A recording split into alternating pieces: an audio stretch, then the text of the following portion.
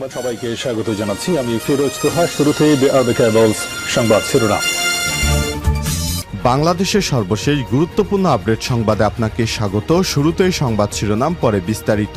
শুরুতেই জানিয়ে দিব, হাসিনা দোসর বিতর্কিত সেই পুলিশ সদস্যরা এখনো ধরাছোঁয়ার বাইরে। ছাত্র জনতার গণ অভ্যুত্থানের পর এখন পর্যন্ত পুলিশের 187 জন লাপাত্তা। এই তালিকায় উচ্চপদস্থ কর্মকর্তা ছাড়াও বিভিন্ন স্তরে পুলিশ সদস্য রয়েছে। গত 5 সেপ্টেম্বরের পর যারা আর কর্মস্থলে ফেরেনি তারা এখনো রয়েছে ধরাছোঁয়ার বাইরে। এ ব্যাপারে গুরুত্বপূর্ণ সংবাদ জানাবো, বন্ধুরা সঙ্গেই থাকুন। এরপর জানিয়ে দিব, চাঁদপুরে বিএনপির দুই গ্রুপের মধ্যে ব্যাপক সংঘর্ষ, আহত অর্ধশতাধিক। চাঁদপুরের হাজীগঞ্জে আধিপত্য বিস্তারকে কেন্দ্র করে বিএনপির দুই গ্রুপের মধ্যে পাল্টা ধার ঘটনা ঘটেছে। এই ঘটনায় সামাজিক যোগাযোগ মাধ্যম ফেসবুকে দুইজনের মৃত্যুর খবর শোনা গেলেও হাজীগঞ্জ থানার ওসি মোহাম্মদ মহিউদ্দিন ফারুক, উপজেলা নির্বাহী অফিসার তাপসশীল নিহতের তথ্যের ঘটনার কোনো সত্যতা নিশ্চিত করতে পারেননি। এদিকে রাজধানীতে দুই গ্রুপের মধ্যে সংঘর্ষে নিহত দুই। রাজধানীর মোহাম্মদপুরে দুই গ্রুপের সংঘর্ষে নাসির 30 ও মুন্না 22 নামে দুই যুবক নিহত হয়েছে। এদের মধ্যে নাসির 34 নম্বর ওয়ার্ড আওয়ামী লীগের কর্মী ছিলেন বলে জানা গেছে। জানিয়ে দিব, নীলার ছলাকলা, আধিপত্য বিস্তার। নীলা নামের সঙ্গে জীবনের গল্প অনেকটাই পরিপূরক। নীলা নামের বিশেষায়িত অর্থ সফল, আবার ভাগ্য রাশি বদলাতে নীলা পাথরের জুড়ি মেলা ভার। তবে নামের অর্থের নীলা আর ব্যক্তি নীলার সফলের গল্পটা কিন্তু ভিন্ন। ব্যক্তি নীলা অবৈধ উপায়ে রাতারাতি শেখ হাসিনার আমলে ধনকুবের বনে গেছে। কে এই নীলা, যে কিনা শেখ হাসিনার আমলে রাতারাতি অবৈধভাবে অর্জন করেছেন বহু সম্পদ? এ সম্পর্কে গুরুত্বপূর্ণ সংবাদ জানাবো, সঙ্গেই থাকুন। এদিকে যেভাবে অশান্ত হলো পার্বত্য চট্টগ্রাম। অশান্ত পার্বত্য চট্টগ্রাম পাহাড়ি অঞ্চল। খাগড়াছড়ি, রাঙামাটি দুই পক্ষের সংঘর্ষে এখন পর্যন্ত 4 জন নিহতের খবর পাওয়া গেছে। এই ঘটনায় আহত হয়েছে অর্ধশতাধিক। পরিস্থিতি নিয়ন্ত্রণে 144 ধারা জারি করেছে প্রশাসন। এই ঘটনা আসলে কিভাবে শুরু হলো, এ বিষয়ে গুরুত্বপূর্ণ সংবাদ জানাবো। ভিডিওটি না টেনে আমাদের সঙ্গেই থাকুন। এবং সর্বশেষ জানিয়ে দিব, শ্রীলঙ্কায় প্রেসিডেন্ট নির্বাচনে ভোট গ্রহণ চলছে। অর্থনৈতিক সংকট কাটিয়ে ওঠা শ্রীলঙ্কার প্রেসিডেন্ট নির্বাচন চলছে। শনিবার 21 সেপ্টেম্বর স্থানীয় সময় সকাল 7টা থেকে ভোট গ্রহণ শুরু হয়েছে, যা চলবে বিকাল 4টা পর্যন্ত। এরপরই শুরু হবে ভোট গণনা। খবর রয়টার্সের। ভোট গ্রহণের 48 ঘন্টার আগে গত বুধবার মধ্যরাতে আনুষ্ঠানিক প্রচারণা শেষ হয়। এই নির্বাচনে মোট 39 জন প্রার্থী প্রতিদ্বন্দ্বিতা করার কথা ছিল। তবে নির্বাচন কমিশন চূড়ান্ত তালিকার ঘোষণার পর একজন প্রার্থী মারা যান। নতুন প্রেসিডেন্ট নির্বাচনে 1,70,00,000-এর বেশি ভোটার ভোট দিবেন। প্রিয় দর্শক, 2 বছর আগে গণবিক্ষোভের মুখে প্রেসিডেন্ট গোতাবায়া রাজাপাক্ষে দেশ থেকে পালিয়ে যাওয়ার পর এটি তাদের দেশে প্রথম নির্বাচন হচ্ছে। এতক্ষণ শুনছিলেন সংবাদ শিরোনাম, এবারে বিস্তারিত।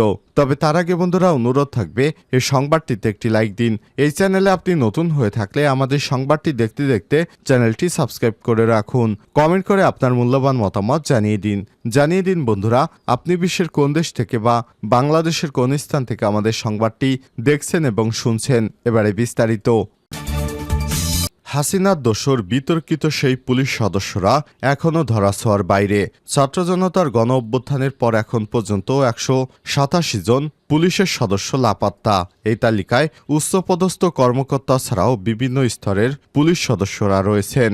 এদিকে সূত্র জানিয়েছে, পুলিশের যেসব প্রভাবশালী কর্মকর্তাকে ইতিমধ্যে বাধ্যতামূলক অবসর দেওয়া হয়েছে তারাও পলাতক। তবে পলাতক হাসিনা সরকারের অন্যতম দোসর হিসেবে চিহ্নিত প্রভাবশালী পুলিশ কর্মকর্তারা এখনও ধরাছোঁয়ার বাইরে। যেসব পুলিশ কর্মকর্তা বিক্ষুব্ধ ছাত্র জনতার উপর গুলির নির্দেশ দিয়েছিল, হতাহতের ঘটনা ঘটিয়েছিল, তারা অনেকেই এখনো গ্রেপ্তার হয়নি। তবে অনেকেই আবার গ্রেপ্তার হয়েছে। বিশেষ করে গ্রেপ্তার নিশ্চিত না করা যারা তাদেরকে পালিয়ে যাবার সুযোগ দিয়েছিল তাদের বিরুদ্ধেও ব্যবস্থা নেয়ার দাবি জোরালো হচ্ছে।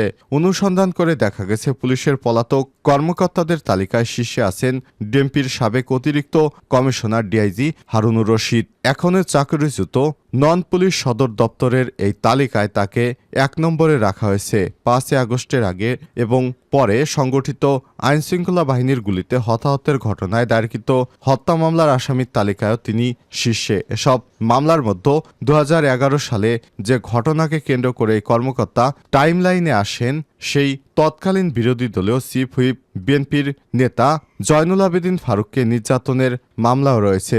জয়নুল আবেদিন ফারুক নিজেই বাদী হয়ে রাজধানীর শেরেবাংলা নগর থানায় মামলাটি দায়ের করেছেন। পুলিশ সদস্যদের পলাতক তালিকায় 5 জন আলোচিত অতিরিক্ত ডিআইজি, তাদেরকেও কর্মস্থলে অনুপস্থিত হিসেবে দেখানো হয়েছে। পলাতক পুলিশ কর্মকর্তাদের মধ্যে দ্বিতীয় সারিতে আছে ডিএমপির সাবেক অতিরিক্ত কমিশনার বিপ্লব কুমার সরকার। এছাড়াও এএসপি মিস্টার জন রানা 5 আগস্টের আগেই চাকরি ছেড়ে দেওয়ার তথ্য জানিয়েছে পুলিশ সদর দপ্তর। তিনি 2 আগস্ট পুলিশের চাকরি থেকে ইস্তফা দেন। রংপুর ডিআইজি কার্যালয় থেকে সেটি পুলিশ সদর দপ্তর হয়ে 28 আগস্ট স্বরাষ্ট্র মন্ত্রণালয়ের সংশ্লিষ্ট শাখায় পাঠানো হয়েছে। পলাতক 187 জন, এই তালিকায় 5 জন ইন্সপেক্টরও রয়েছেন। এছাড়াও 14 জন এসআই, 9 জন এএসআই, 7 জন নায়ক এবং 132 জন কনস্টেবল রয়েছেন। এই কনস্টেবলদের মধ্যে 2 জন নারী সদস্য রয়েছেন। ধারণা করা হচ্ছে এই কনস্টেবলরা হয়তো সরাসরি ছাত্র আন্দোলনে গুলি করেছিল বিদায় তারা প্রাণ ভয়ে এখন আর চাকুরিতে ফিরে আসেনি। চাঁদপুরে বিএনপির 2 পক্ষের ব্যাপক সংঘর্ষ, আহত অর্ধশতাধিক। চাঁদপুরের হাজীগঞ্জে আধিপত্য বিস্তারকে কেন্দ্র করে বিএনপির 2 গ্রুপের মধ্যে পাল্টাধার ঘটনা ঘটেছে। এই ঘটনায় সামাজিক যোগাযোগ মাধ্যমে 2 জনের মৃত্যুর খবর পাওয়া গেছে। জানা গেছে, টোরাগড় 7 ও 8 নং ওয়ার্ড থেকে বিএনপি এবং সহযোগী সংগঠনের বিরুদ্ধে নেতাকর্মীরা হাজীগঞ্জ বাজারে 6 নং ওয়ার্ড টোরাগড়া সর্দার বাড়ির বিএনপি এবং অঙ্গ সংগঠনের নেতাকর্মীদের মধ্যে সংঘর্ষ হয়। তবে কী কারণে সংঘর্ষ, তার মূল কারণ এখনও নিশ্চিত হওয়া যায়নি। এ সময় বন্ধ হয়ে যায় চাঁদপুর কুমিল্লা আঞ্চলিক মহাসড়কের সব যান। পরে রাত 10টার সময় চাঁদপুর থেকে সেনাবাহিনী গিয়ে পরিস্থিতি নিয়ন্ত্রণে আনে। ঘটনাস্থল পরিদর্শন করছেন চাঁদপুর পুলিশ সুপার মোহাম্মদ আব্দুল রকিব এবং জেলা প্রশাসক মোহাম্মদ মহসিন উদ্দিন। রাজধানীতে 2 গ্রুপের মধ্যে সংঘর্ষে নিহত 2। রাজধানীর মোহাম্মদপুরে 2 গ্রুপের মধ্যে সংঘর্ষে 2 জন নিহত হয়েছে। এদের মধ্যে নাসির 34 নম্বর ওয়ার্ড আওয়ামী লীগের কর্মী বলে জানা গেছে। তাদের একজনের নাম নাসির, অন্যজনের নাম মুন্না।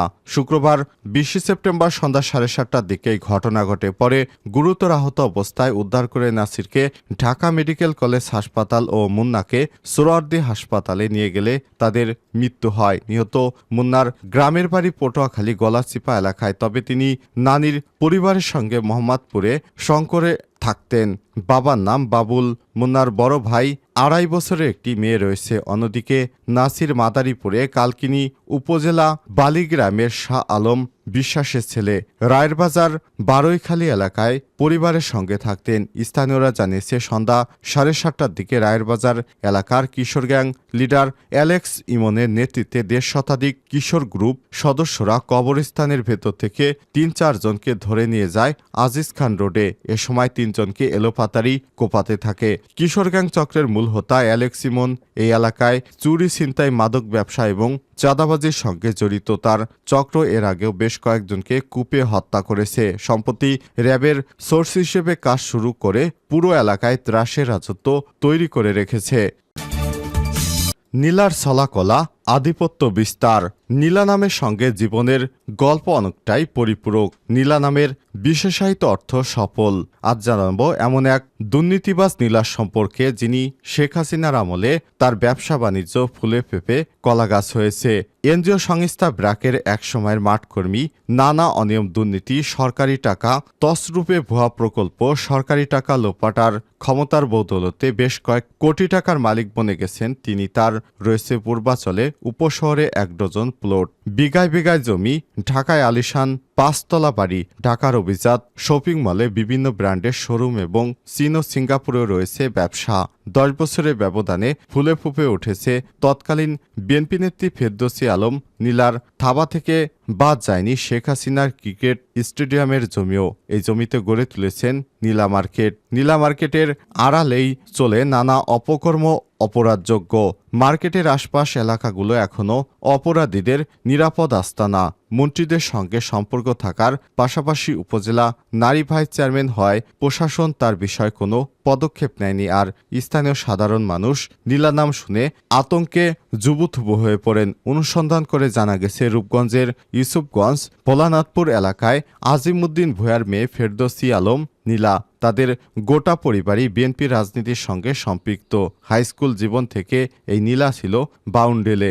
স্কুল ও কলেজ জীবনে নীলার দংশনে অনেক তরুণ যুবকের জীবন ধ্বংস হয়ে যায়। ভাগ্যের বিধিবাম অনেক তরুণ যুবক তার রূপের আগুনে পুড়লেও ফটিকছড়ির ফিটিংবাজির কাছে ধরাশয়ী হন এই নীলা। দুইজনই এনজিও সংস্থা ব্র্যাকে চাকরি করার সুবাদে গোপন প্রণয় হয় তখন। অনুসন্ধান করে জানা গেছে পূর্বাচলে নীলা মার্কেট বিভিন্ন গণমাধ্যমে এতবার শিরোনাম হয়েছে যে এখন মার্কেটটি এক নামে সবাই চেনেন।